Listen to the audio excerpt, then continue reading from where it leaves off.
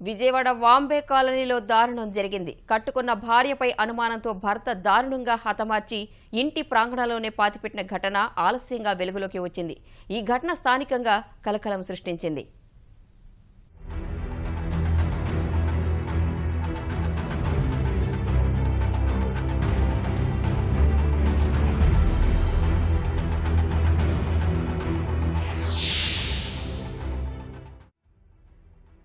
విజయవాడ అజిత్ సింగ్ నగర్ వాంబే కాలనీలో 3 నెలలుగా నివాసం ఉంటోన్న కాశీరెడ్డి దుర్గాప్రసాద్ మరియమ్మ దంపతులు తరచూ గొడవ పడుతుండేవారు. భార్య మరొకరితో అక్రమ సంబంధం పెట్టుకుందని భర్త దుర్గాప్రసాద్ అనుమానించేవాడు. భర్త అనుమానంతో తనను వేధిస్తున్నాడని కొంతకాలం క్రితం నున్న పోలీస్ స్టేషన్లో మరియమ్మ కేసు పెట్టడం వల్ల దుర్గాప్రసాద్ 5 రోజుల పాటు జైల్లో ఉన్నాడు. అనంతరం మరో మహిళతో సహజీవనం చేసిన నిందితుడు కొంతకాలం భార్యకు దూరంగా ఉన్నాడు. కొద్ది నెలల క్రితం భార్యాభర్తల మధ్య రాజీ కుదరడం వల్ల పిల్లలతో సహా తిరిగి వాంబే కాలనీలోని ఇంటికి వచ్చారు.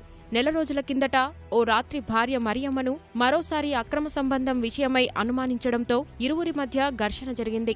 ఆగ్రహంతో భార్యను హతమార్చిన దుర్గాప్రసాద్ తరువాత తాను ఉండే అపార్ట్మెంట్ వెనుక ఖాళీ స్థలంలో భార్య మృతదేహాన్ని గొయ్యి తీసి పాతిపెట్టాడు.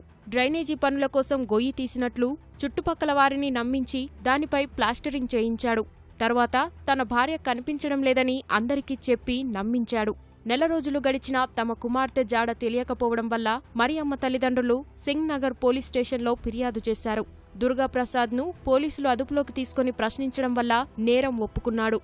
ఈ అమ్మాయిని అతను కొట్టి చంపాడు. కొట్టి చంపి ఇంట్లోనే బయట ఆ 2 డ్రైనేజ్ల మధ్యన ఉండేటువంటి ప్లేస్లో పాతేసి ప్లాస్టరింగ్ చేసేసాడు. ఒక అమ్మాయితో ఉంటున్నాడు. ఆ ఇంటికి సామానంతా షిఫ్ట్ చేశాడు. పిల్లల్ని కూడా అక్కడే పెట్టాడు. ఎవరైనా అడిగితే ఫస్ట్ వైజాగ్ వెళ్ళిందని, తర్వాత గుడివాడ వెళ్ళిందని, వాళ్ళ అన్నల దగ్గర ఉందని అందరికి చెప్తా వచ్చాడు. ఈ అమ్మాయి లేచిపోయింది, ఎవరితోనో వెళ్ళిపోయింది అని ప్రచారంలో పెట్టాడు. ఫోరెన్సిక్ నిపుణుల్ని పిలిపించి బాడీని ఎగ్జ్యూమ్ చేయడం జరిగింది. ఇప్పుడు బాడీ పైన వాళ్ళు పోస్టుమార్టం నిర్వహించారు. దుర్గాప్రసాద్ మరియమ్మలకు 2 సంతానం. భర్త దుర్గాప్రసాద్ అంగీకరించడంతో పాతిపెట్టిన ప్రదేశం నుంచి మరియమ్మ మృతదేహాన్ని పోలీసులు బయటకు తీశారు. హంతకుణ్ణి కఠినంగా శిక్షించాలని మరియమ్మ బంధువులు డిమాండ్ చేశారు. 2 రోజుల నుంచి అంతకుముందు దగ్గరికి ఎత్తుకెళ్ళాడు. మా మామకి పని దగ్గర దించేసి మమ్మల్ని గురువారం వెళ్తున్నానని చెప్పి మళ్ళీ తీసుకొచ్చేసి అట్నుంచి అట్టే ఆమె దగ్గరికి ఎత్తుకెళ్ళాడు. అమ్మది అంటే అమ్మ ఊరు వెళ్ళింది గురువారం అన్నాడు. మళ్ళీ అడిగితే అమ్మ మనల్ని వెళ్ళేసి వెళ్ళింది అని చెప్పారు. చెల్లిందో చెల్లిందో అని అనుకొని ఇక్కడ ఉన్నారంటే అప్పుడు మా అమ్మాయి వాళ్ళు నేను పరిగెత్తే వీళ్ళు నిజంగా ఇంట్లో వీళ్ళ నాన్న వీళ్ళు మంచం మీద కూర్చొని ఉన్నారు. అప్పుడు తీసుకొచ్చి పోలీసులకు అప్పచెప్పాం. అండి మా అమ్మాయిని అక్కడ ఇచ్చాడండి, తెప్పియండి ఫోన్ చేసి, మీరు చెప్తే వాళ్ళు తీసుకొస్తాడండి అన్న.